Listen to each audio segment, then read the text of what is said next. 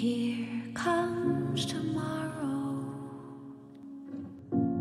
С вързани очи съм, тръгвам на някъде, минавахме стълби. Само знам, че съм с Васил.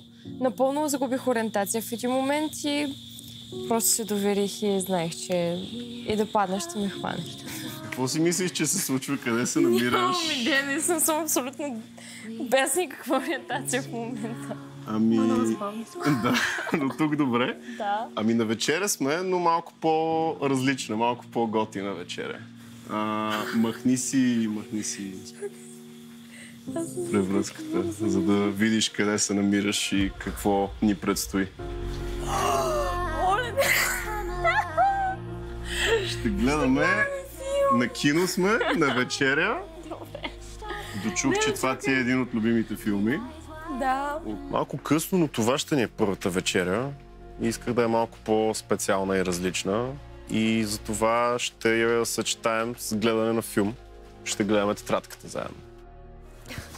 Много яко. Изненада ли си? Да, искам много. Супер готино е това.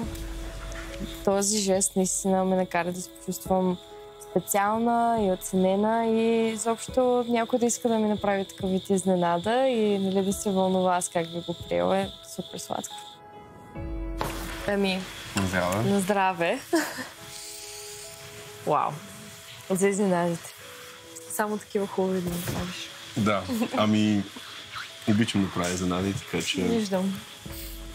Аз много обичам да ми правят хубави изненади, така че... Добре, да пускаме ли? Когато и ти си готов. Айде. Аз наистина не си спомням. Аз също не си го спомням много добре, няма да лъжа. Почти... Точно за това...